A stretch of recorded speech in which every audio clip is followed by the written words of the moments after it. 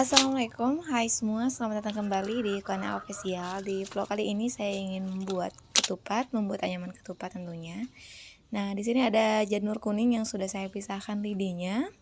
Kemudian, setiap sisinya itu saya rapikan, saya buat presisi sama besar seperti ini. Kemudian, kita ambil 2 buah dan mari kita sebut ini sebagai janur 1 dan janur 2.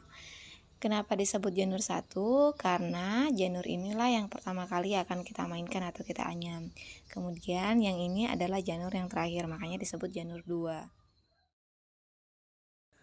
Mari kita mulai menganyam dengan memposisikan janur 1 di atas janur 2 seperti ini. Tangan kirinya menjepit, kemudian tarik ujung janur 1 ini melingkari janur 2 sehingga terbentuk satu gulungan yang akan kita sebut sebagai gulungan kedua.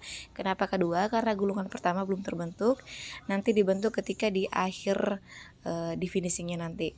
Nah, selanjutnya tarik lagi membentuk satu gulungan, kemudian posisinya di atas atau di atas dari janur 2. Ini adalah gulungan ketiga ya teman-teman. Jangan lupa tangannya diperbaiki, dipegang erat agar anyamannya tidak lepas, dan perhatikan kedua gulungan ini diameternya harus sama besar.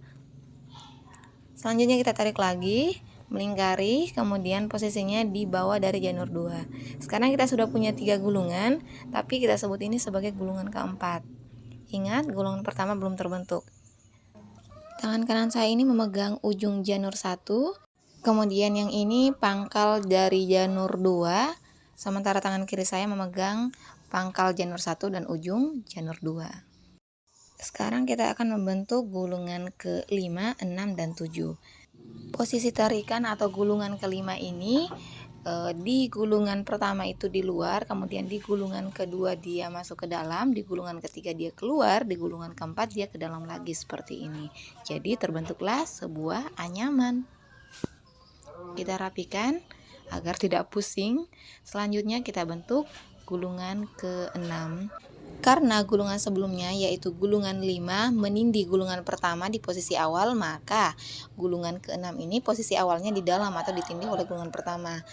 Kemudian di gulungan kedua dia di luar atau di atas dari gulungan kedua. Kemudian di gulungan ketiga dia masuk ke dalam. Di gulungan keempat dia keluar atau menindih dari gulungan keempat. Jadi semoga paham ya teman-teman. Maafkan kalau bahasanya masih kurang bisa dipahami. Perhatikan baik-baik, jangan sampai ada posisi gulungan yang sejajar dari sebelumnya. Jadi harus selang-seling. Kalau sudah dipastikan selang-seling seperti ini berarti urutannya sudah baik atau sesuai. Selanjutnya kita akan membentuk gulungan terakhir. Gulungan terakhir ini posisinya sama dengan gulungan kelima. Dimulai dengan menindih gulungan pertama, kemudian masuk ke gulungan kedua. Di gulungan ketiga dia posisinya di luar atau menindih. Kemudian di gulungan keempat dia posisinya masuk atau ke dalam.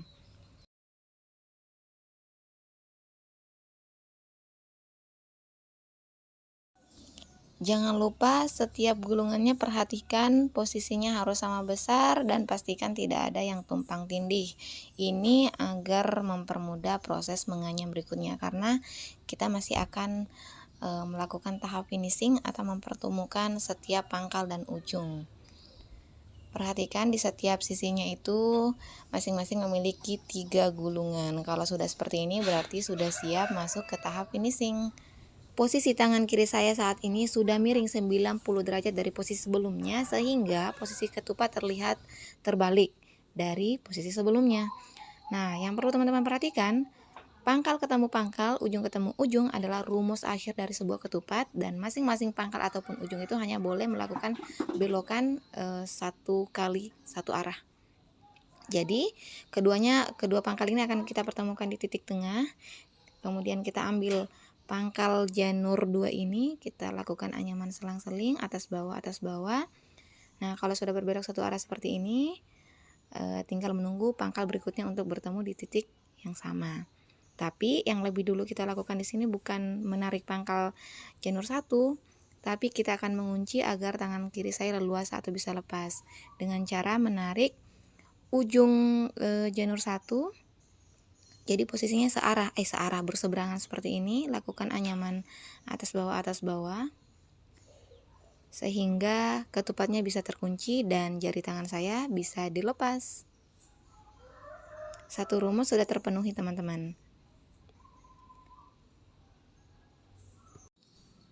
Di sini saya sedang memeriksa posisi anyaman, apakah tidak ada kesalahan. Kalau sudah atas bawah seperti ini artinya sesuai urutan. Selanjutnya, mari kita selesaikan dengan cara mengambil ujung dari janur 2 ini. Perhatikan, karena posisi anyaman dari janur ini ujung janur ini sudah di bawah, tentunya yang kita lakukan selanjutnya bukan di bawah lagi ya teman-teman. Kalau seperti ini, nah ini salah. Karena ini adalah sebuah anyaman, jadi prinsipnya tidak boleh ada gulungan atau janur yang posisinya sama. Dalam hal ini atas bawah ya.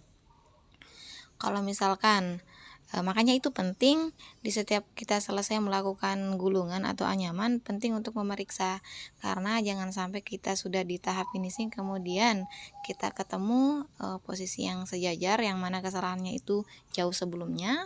Nah itu kalau sudah seperti itu ya kita harus membongkar, karena tidak ada solusi lain selain membongkar. Satu hal penting lagi yang teman-teman perlu perhatikan ketika pangkal ketemu pangkal ataupun ujung ketemu ujung, posisi akhir dari kedua janur tersebut itu harus berbeda. Tidak boleh pangkal ketemu pangkal tapi posisinya sama-sama di luar gulungan. Itu tidak boleh, pasti ada yang di dalam dan yang satunya itu di luar. Karena kalau misalkan sama-sama berarti tandanya di tahap sebelumnya kita melakukan kesalahan. Teman-teman harus bongkar itu. Nah, kalau sudah seperti ini saatnya kita rapikan. Dengan cara kita menarik, kemudian terus ditarik sambil dirapatkan sampai ketupatnya rapi. Demikian tutorial menganyam ketupat kali ini. Mohon maaf jika cara menyampaikan saya masih kurang bisa dipahami. Sekali lagi mohon maaf dan terima kasih karena sudah membersamai kami sejauh ini. Sampai jumpa di episode berikutnya dengan versi terbaik. Bismillah. Assalamualaikum.